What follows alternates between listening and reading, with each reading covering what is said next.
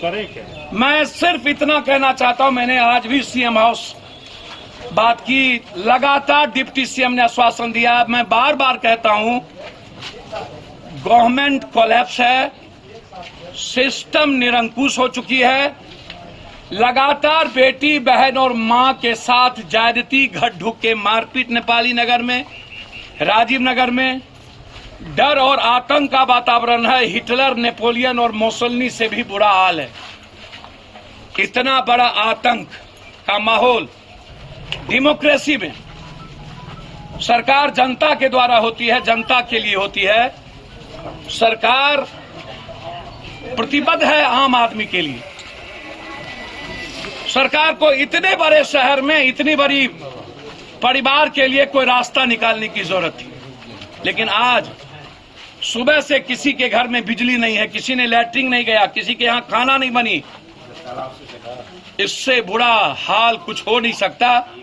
मैं हाथ जोड़कर भीख मांगता हूं सरकार से, पैर पकड़ता हूं हिंदुस्तान के हर लोगों से कि नेपाली नगर और राजीव नगर के आम आदमी के भीतर जो खौफ और डर है उसको निकालने में मदद करिए, उसके परिवार को जीने में मदद करिए।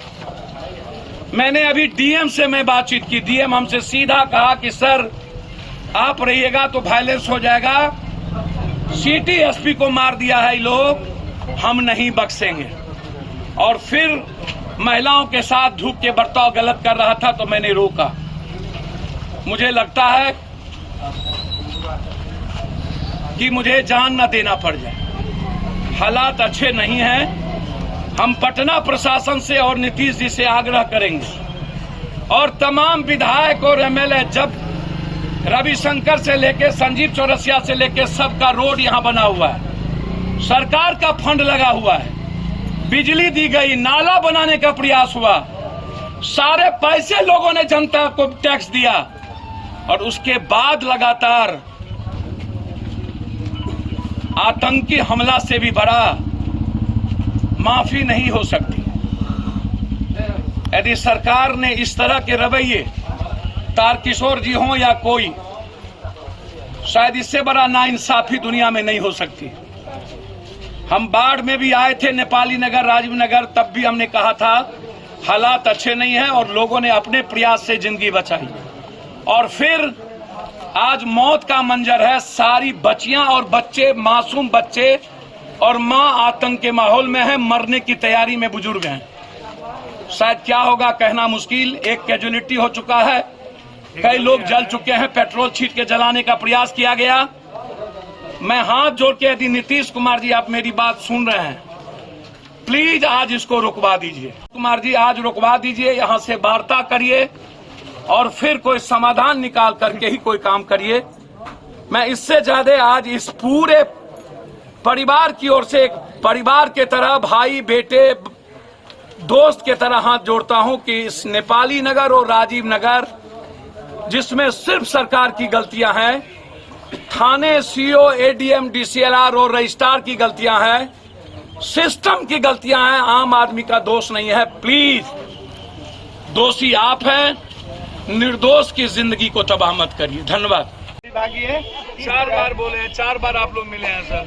30 तारीख हुआ विधानसभा में भी क्वेश्चन उठा है, कोई जवाब नहीं। आइए ना हैदराबाद, तो भागेगा, पता नहीं रहेगा ये।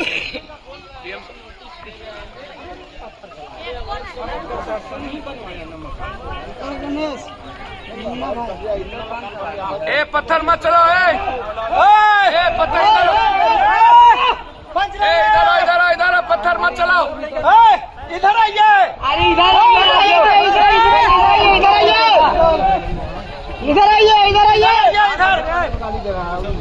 हालांकि ये स्टार्ट सर वही लोग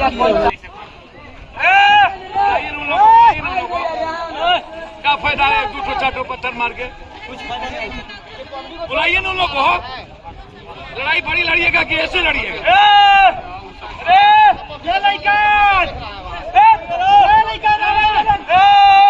बुलाइए उन लोग को, क्या होगा? पीछे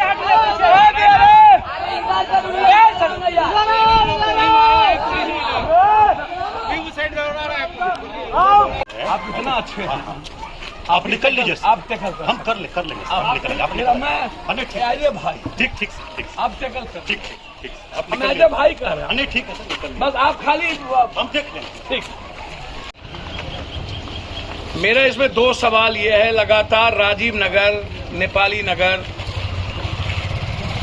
आखिर एक तो दुनिया का सबसे प्रदूषित शहर, एक तो दुनिया का सबसे ज्यादा बिना किसी नक्शे के, बिना किसी चीजों के पटना शहर को सरकार ने लगातार 20 सालों से, 40 सालों से, 50 सालों से बिना किसी रोड मैप के, जिसके चलते बाढ़ भी आई, पटना बर्बाद भी हुआ। लेकिन जब राजीव नगर और नेपाली नगर के पब्लिक जिस वक्त जमीन ले रहे थे या जो जमीन बेच रहा था, जब उस वक्त थाना थी, सीओ था, रजिस्ट्री ऑफिस हुई, पैसा दिया, गवर्नमेंट को पैसा दिया, उस वक्त गवर्नमेंट ने मना क्यों नहीं किया? रजिस्ट्री तो हम सरकार के यहां जाकर के किए, हमने रजिस्ट्री पैसा दी, उस वक्त गवर्नमेंट की जिम्मेदारी क्या बनती थी? ये अवैध जमीन है या सरकारी जमीन है, हम जमीन नहीं देंगे। तब रजिस्ट्री से लेकर के गवर्नमेंट और नेताओं के दलालों ने थाना से मिलकर, सीओ, एडीएम से मिलकर के पब्लिक के साथ धोखा किया कंप्लीट रूप से। और पब्लिक निर्दोष होती है, वो उन्हें जहां जिंदगी जीने का आशियाना मिलेगा, वो व्यक्ति वहां अपना परिवार को सुरक्षित रखने का प्रयास करेगा। इसमें एक गलती पब्लिक की नहीं है, क्योंकि सरकार इसमें गलत है, क्योंकि सरकार को चाहिए था जिस वक्त जमीन दे रहा था, उस वक्त सरकार इसे जमीन नहीं देती। लगातार हाई कोर्ट को भी सरकार से बात करनी चाहिए थी। पब्लिक ने अपना तिल तिल जिंदगी बना दिया, अब किसी के पास कुछ नहीं बचा, बस ये नेपाली नगर और राजीव नगर बचा हुआ है।